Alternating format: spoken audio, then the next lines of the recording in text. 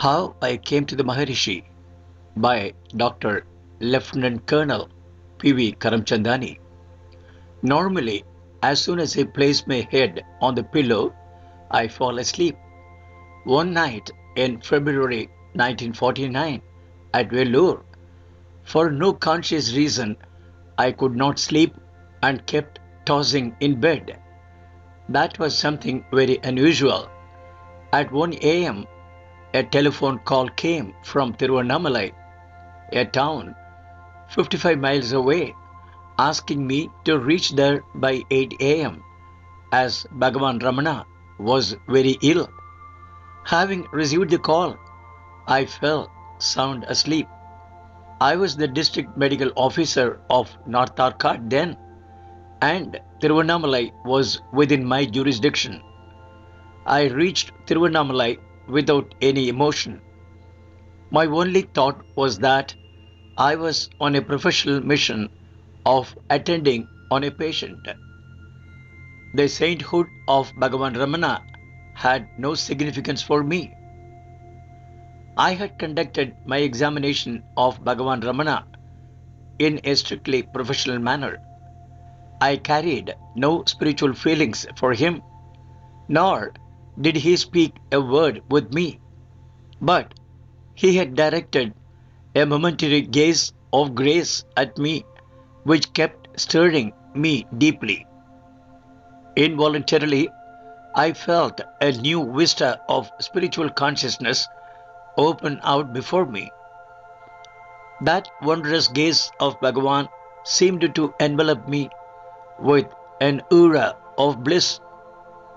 The spiritual pull from him felt so irresistible that after a few days I myself arranged a visit to Tiruvannamalai just for the sake of having his darshan.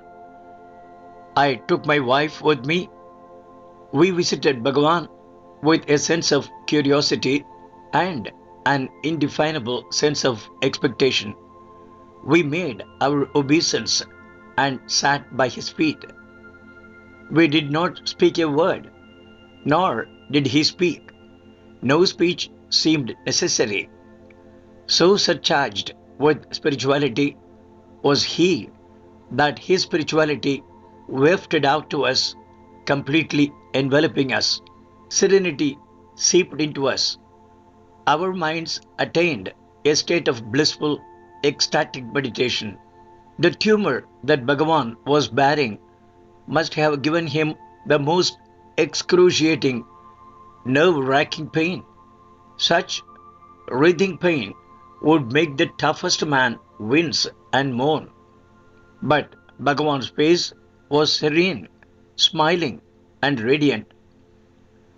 All of a sudden, a disciple accidentally touched only the fringe of the thin bandage that was covering Bhagavan's tumor.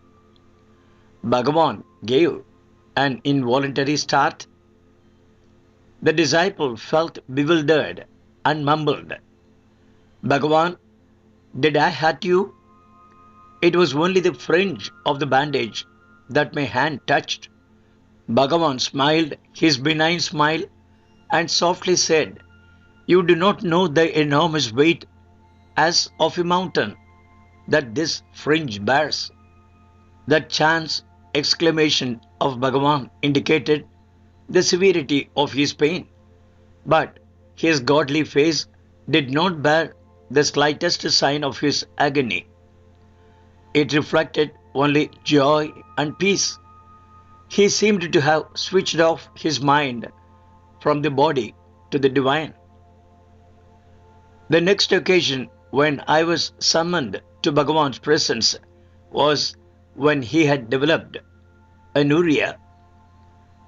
I now went to his ashram not with the all-important feeling of a district medical officer going to visit his patient. I went in the spirit of a humble devotee going to serve a saint of colossal spiritual magnitude. My ministrations as a doctor were to be coupled with the devotion of a disciple. When I reached the ashram, I was told that for the past 24 hours, Bhagavan had not taken any food, not even a drop of water. That the disciples' implorations in this behalf had failed, and that, in consequence, the entire community was feeling most anxious. I was entreated to persuade Bhagavan to eat something. On examining Bhagavan, I found that it was imperative that he should take some fluid. But what if he refused my request too? Ordering him in my capacity as a doctor seemed to be out of the question.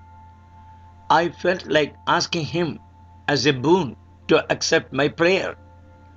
I prayed inwardly and held a glass of buttermilk before him.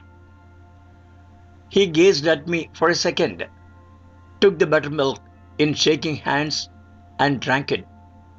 My joy knew no bounds. There were relief and jubilation all around.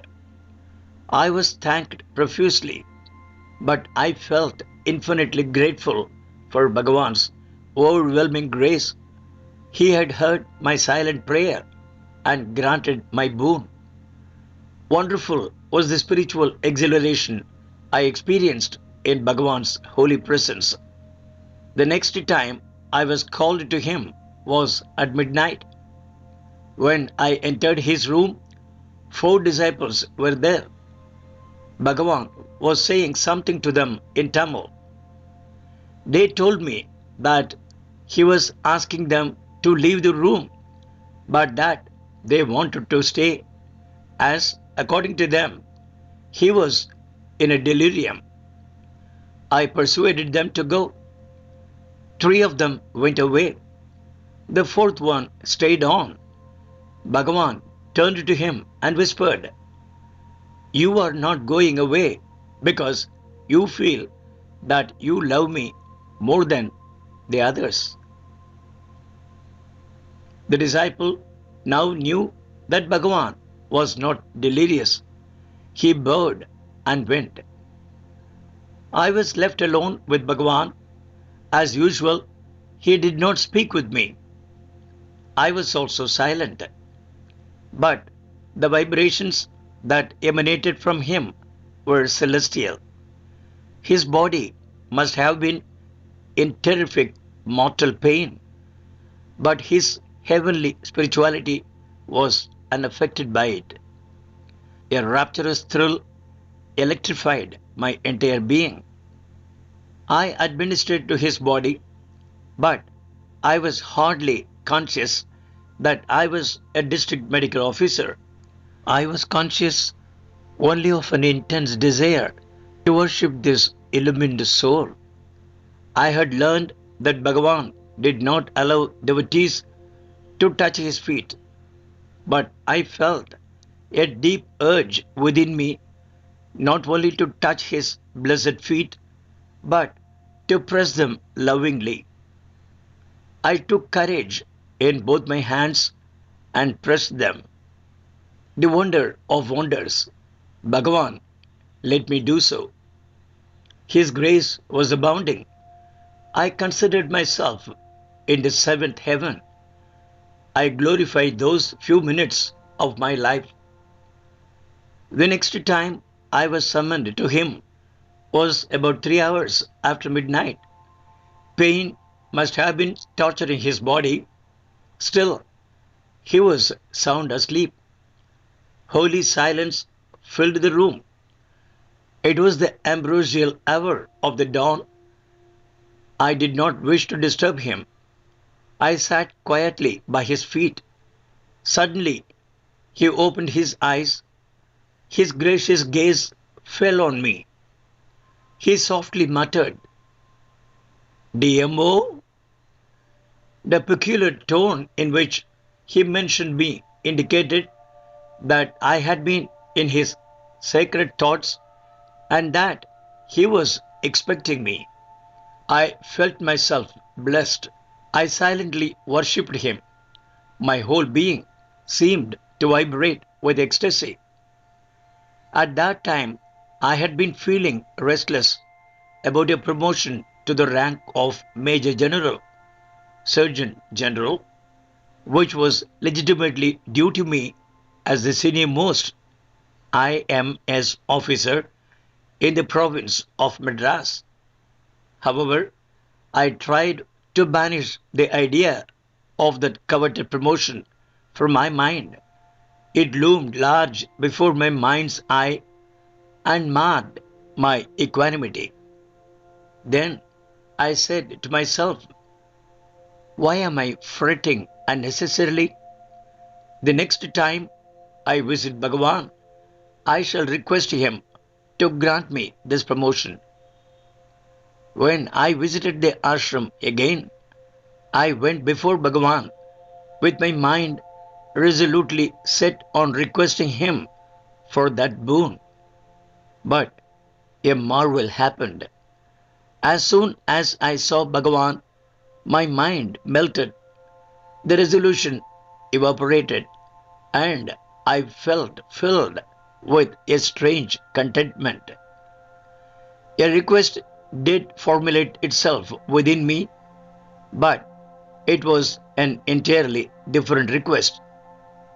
I inwardly prayed, Bhagavan, free me from a craving for this promotion. I don't want anything mundane. Instead, grant me my soul's evolution. My prayer seemed to be instantly granted. Effulgent joy flooded the very depths of my being. I reverently bowed before Bhagavan, and he gazed at me benevolently. My last visit to Bhagavan was on the day he attained Nirvana. I have described it in my book, Saintly Galaxy, how, on visiting him, I found that his body would not last beyond that day. How I silently prayed that he might retain his body till I brought my wife from Vellore, as she had always been anxious to witness a great saint's last moments of life.